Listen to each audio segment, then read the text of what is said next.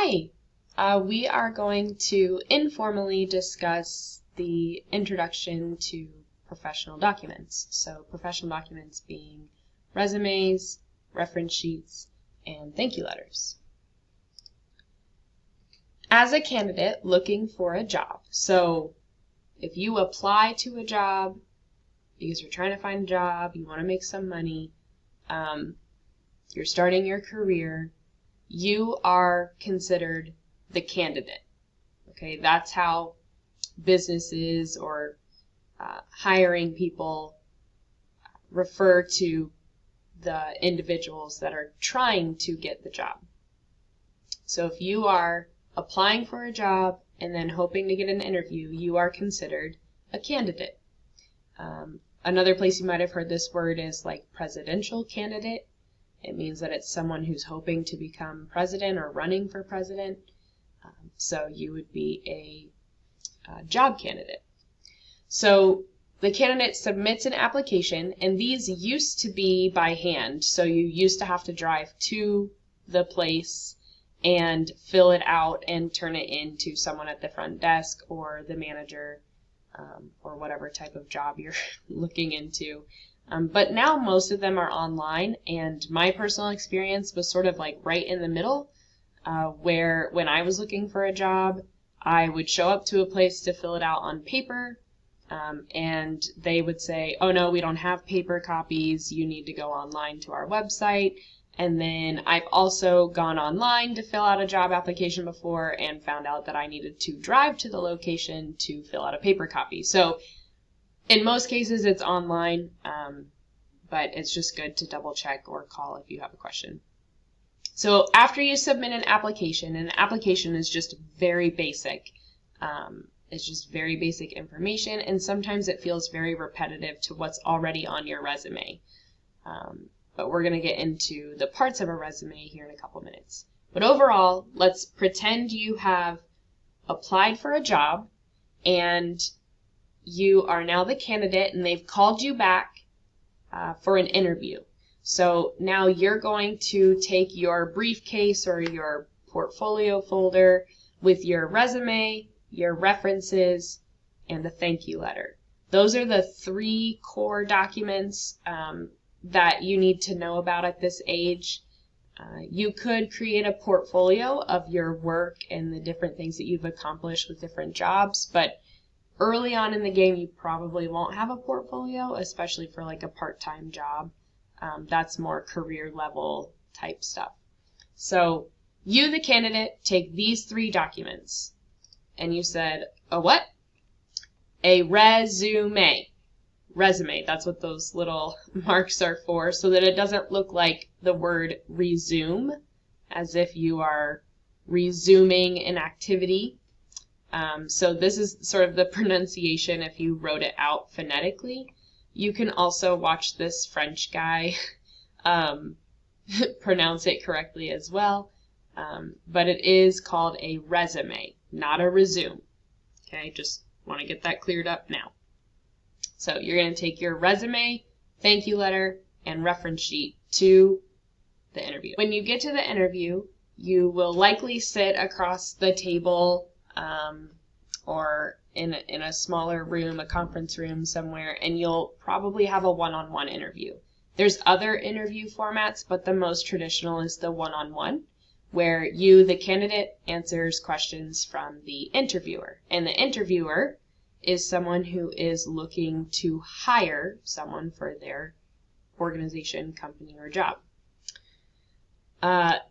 The resume typically sits in the hands of the interviewer because that helps them to formulate questions. So you would hand them your resume, and then you would have your reference sheet and thank you letter ready to go during the interview. This is a quick example of what my resume looked like visually when I got hired with CTEC in Licking Heights. So this feels like a million years ago now, but it was only a few years ago. It was 2017, I believe. And so this resume got me hired, and it was the first time I had made one that was more visually appealing. I had always done the more traditional resumes on like Microsoft Word or Google Docs and didn't really have like a picture or any of these like color blocks to draw your eye in. And so I'm actually going to help you guys make a more visually appealing one this year. And I think you'll enjoy it a lot more. So your reference sheet is the second page of your resume. Now, your first page of your resume has a bunch of stuff on it, and it should only be about a page long if you are like less than 10 years of work experience. That's a good rule of thumb.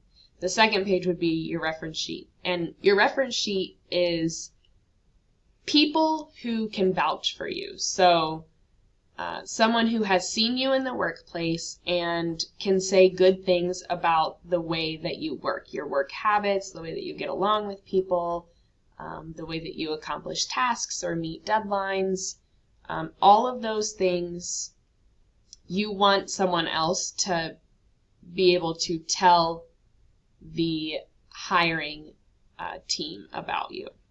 So a good example of those people would be teachers, coaches, administrators, supervisors, group leaders. But it's very important that you understand that it is not professional to use family members, friends, children, or classmates. So these are called professional references, and that means that they can't be biased. Like, you know, if it was like my kid, I'm going to say all the best things about them because I want them to get the job. But that's not really fair. It's sort of a conflict of interest. And so the hiring team is not going to want to hear from these people. In fact, they're going to be pretty upset if they find out that this is who you put down as a reference. And so it could really cost you the job very early in the hiring process. So stick with this professional, the professional examples of teachers, coaches, group leaders, administrators, supervisors. You will need to consider making a thank you letter ahead of time, but sometimes you get called into an interview sort of last minute. My interview for CTEC was like that, and so by the time I got my resume and everything ready the night before, I didn't have time to do the formal printed out letter and signed and leave it with my interviewer. So I did make sure to follow up with a very professional email in place of a printed letter. And I think that those are both respectable options, and I don't think one is worse or better than the other. But the email is great because it's very immediate.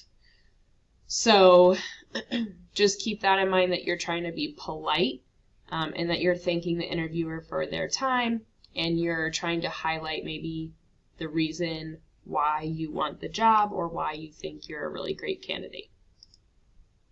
Now, this lady, she is a little cringy, I'll be totally honest, but she has some really good tips about what a student resume looks like.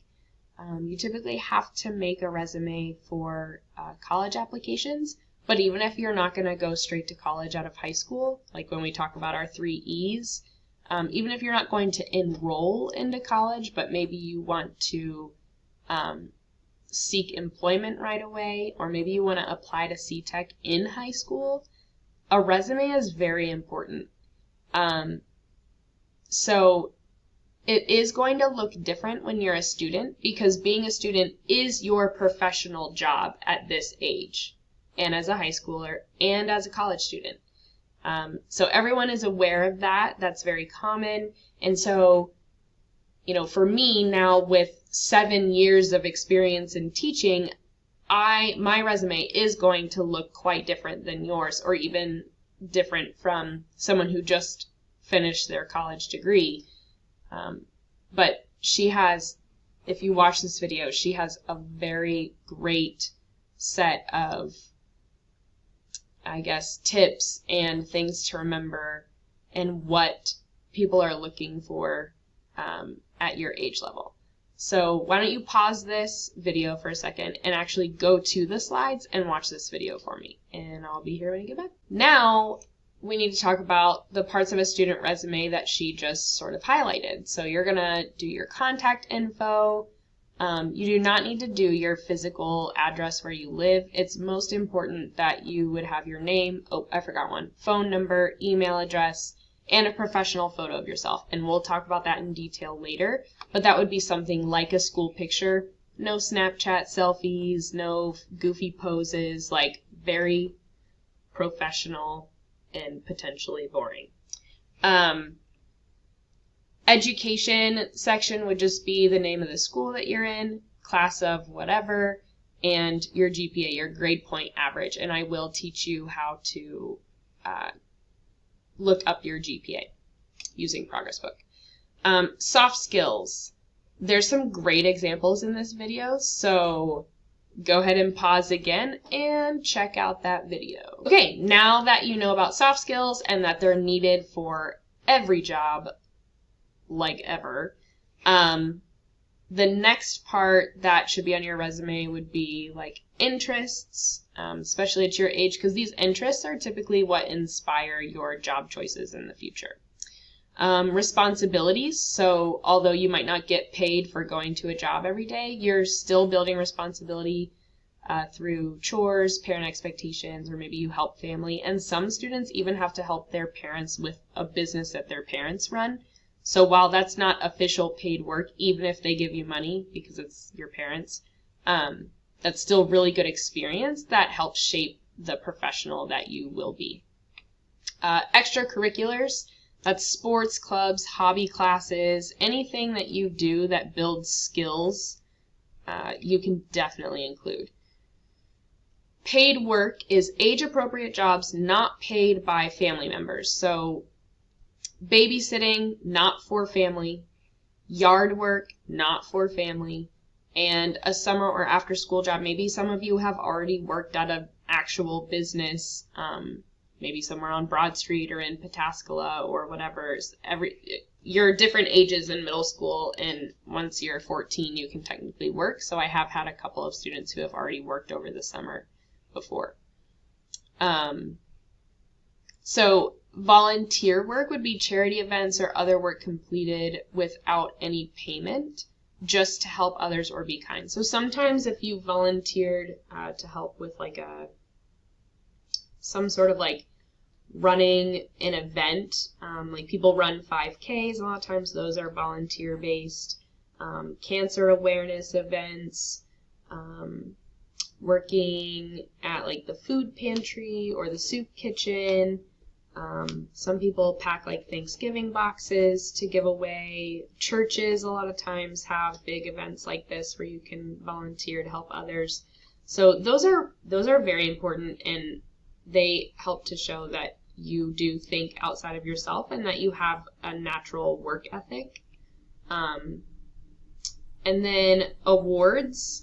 So some awards from Licking Heights that you may have already received would be like Student of the Month, Top Pick All-Star, League MVP, Best in Show, like art show.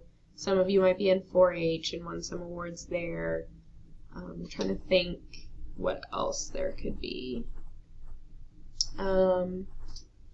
Oh, you could also have like the end of the year awards from all the teachers. They might be called something different.